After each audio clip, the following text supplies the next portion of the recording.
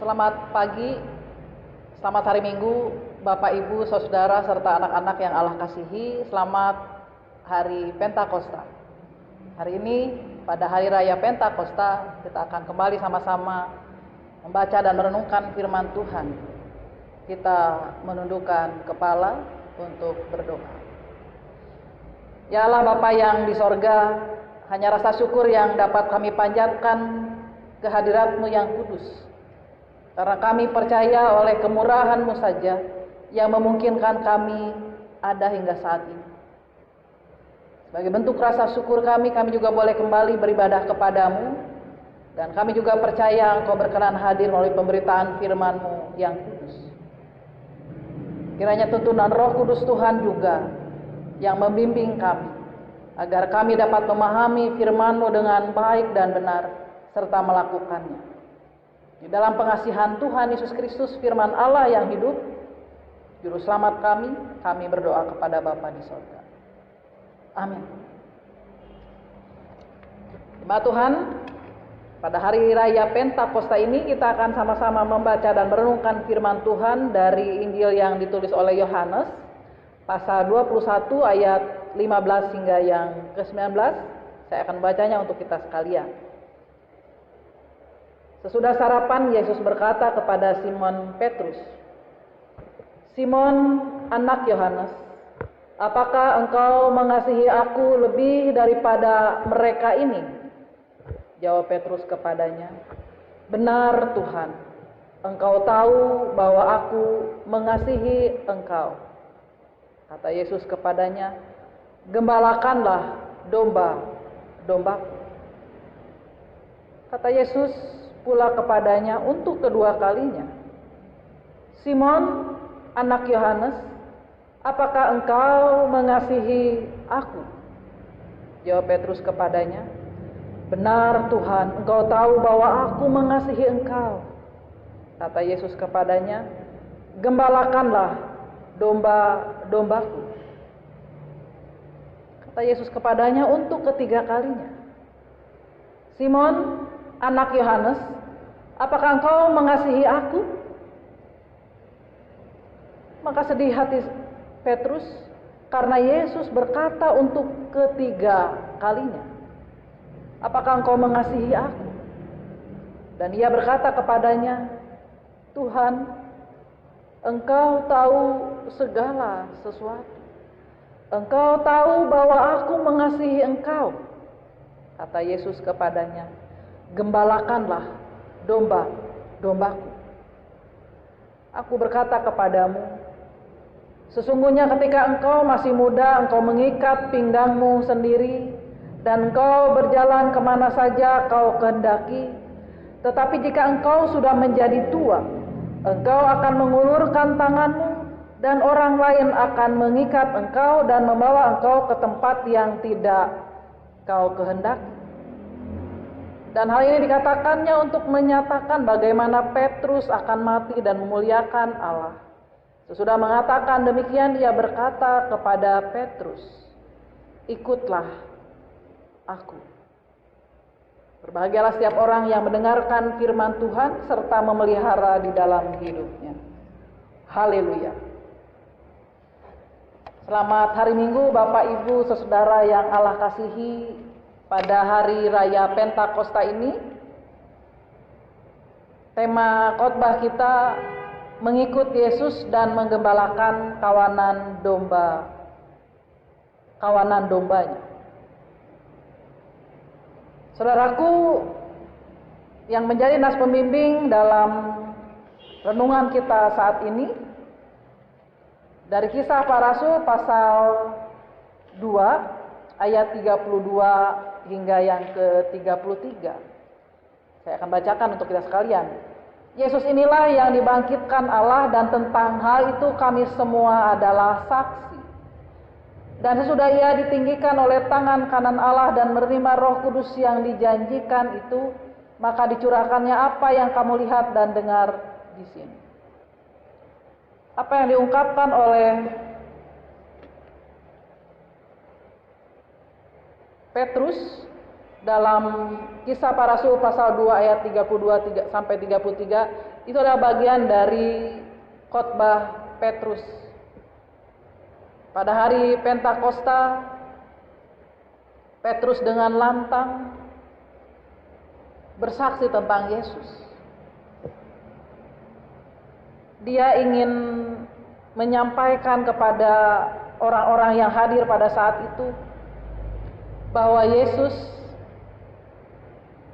yang dia kasihi sudah bangkit, dia sudah naik ke sorga, dia menjadi saksi atas peristiwa itu, dan pada hari Pentakosta dia juga sungguh percaya Roh Kudus sudah dicurahkan. Secara lengkap kita bisa membacanya dalam perikop di Kisah Para Rasul pasal 2. Saudaraku yang Allah kasihi, dalam bacaan kita tadi 3 kali Yesus bertanya kepada Petrus, apakah engkau mengasihi aku? 3 kali Yesus bertanya kepada Petrus.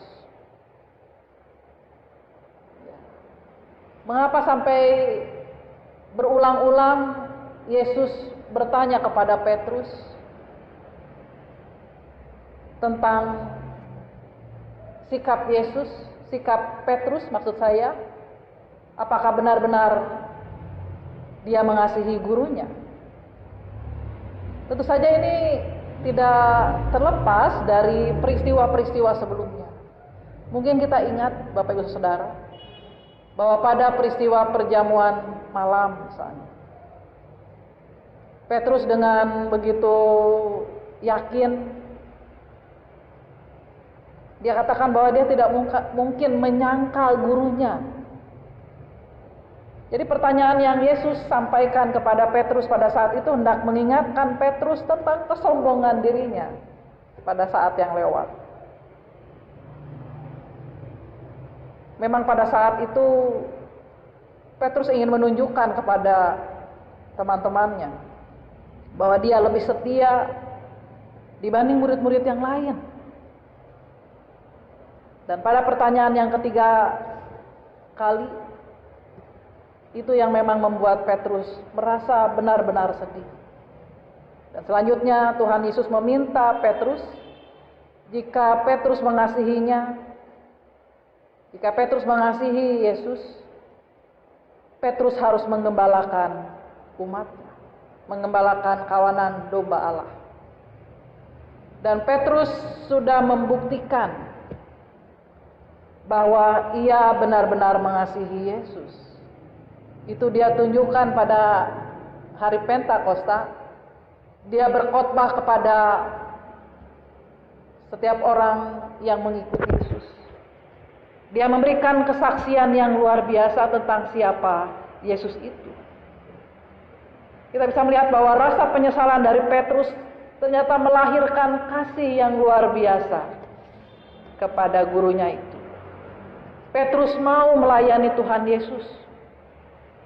Dan memang hanya kepada Petrus memang Allah menganugerahkan untuk bertanya secara langsung tentang sikap kasih Petrus kepada Yesus. Dan secara langsung juga sebagai bentuk anugerah Tuhan kepada dia, bagaimana Yesus memberikan perintah supaya Petrus menggembalakan umat Allah. Saudaraku, sebagai orang percaya kita semua adalah murid-murid Tuhan Yesus. Dan saya yakin Anda, saya, kita semua sangat mengasihi Tuhan Yesus Juru Selamat kita.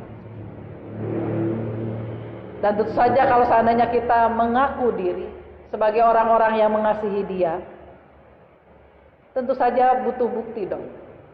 Buktikan kalau kita memang mengasihi Dia. Bukti tersebut harus kita tunjukkan lewat tindakan, lewat perbuatan, bukan kata-kata saja.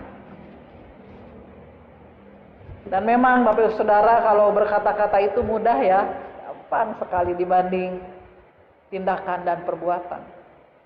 Karenanya kasih kita kepada Kristus perlu bukti lewat tindakan dan perbuatan yang nyata. Pada saat ini, ketika kita masih beribadah di rumah kita masing-masing, kita juga dapat mengembangkan secara terus-menerus sikap kasih kita kepada Tuhan, yang kita buktikan dengan mengasihi sesama kita, mengasihi orang-orang di sekitar kita, mengasihi kaum keluarga kita, mengasihi orang tua kita, mengasihi mertua kita, mengasihi anak-anak kita, mengasihi pasangan kita, mengasihi kerabat kita, mengasihi tetangga kita, mengasihi semua orang. Sebagai bentuk kasih kita, baiklah kita juga memperhatikan sesama kita, memperhatikan anggota keluarga kita. Kita saling memperhatikan satu dengan yang lain. Kita juga bisa saling menopang dan terus saling berbagi. Itu salah satu bentuk atau bukti bahwa kita juga sedang berupaya menggembalakan sesama kita. Dan bahkan tadi ketika kita berbicara tentang berbagi, Bapak Ibu Saudara, tentu saja tidak perlu harus menunggu kita ada dalam posisi berlebihan, baru kita bisa memberi. Tidak perlu harus menunggu sampai kita kaya raya, baru kita bisa berbagi. Apa yang bisa kita berikan, apa yang kita bisa bagikan, bagikanlah bagi sesama kita. Bapak Ibu Saudara yang Allah kasihi, bisa saja ada anggota keluarga kita yang saat-saat ini mungkin merasa kesepian, merasa jenuh. Adalah baik bagi kita juga untuk menghibur mereka. Adalah baik bagi kita juga untuk menemani mereka. Dari berita yang kita dengar mungkin ada banyak saudara kita karena tidak kuat, tidak sanggup menerima keadaan karena dampak dari pandemi COVID-19 ini, mengakhiri hidupnya. Bahkan tak jarang di antara mereka adalah orang-orang yang sebenarnya berkecukupan, tetapi mungkin karena biaya hidup naik, biaya hidup semakin tinggi, lalu tidak sanggup menerima keadaan itu, mereka mengakhiri hidupnya. Itu kita sebagai orang-orang percaya selayaknya mau memperlakukan kasih itu. Dan tentu saja, saudaraku, syarat mewujudkan kasih Tuhan adalah kerelaan kita untuk berkorban. Tentu saja kita perlu berkorban atas segala hal yang ada pada kita. Bisa saja waktu kita, tenaga kita, pikiran kita, atau mungkin juga materi kita. Karena tidak mungkin saudara kita menyatakan diri sebagai orang-orang yang mengasihi tanpa disertai pengorbanan. Yesus mengasihi kita. Dia sudah berkorban dan bahkan dia mengorbankan dirinya, hidupnya, nyawanya bagi saudara dan saya. Karenanya apakah mungkin sikap mengasihi tanpa disertai pengorbanan? Dan bahkan dari informasi yang saya dapatkan bahwa keadaan new normal, normal yang baru, yang pasti harus dibarengi dengan berbagai ketentuan, peraturan, termasuk tentang peribadahan,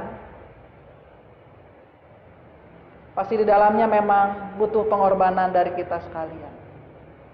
Oleh karenanya kalau seandainya kita memang orang-orang yang mengasihi Tuhan, Mari tidak jemu-jemu kita mengupayakan segala hal yang baik untuk Tuhan lewat sesama kita, lewat pelayanan kita, lewat gereja kita.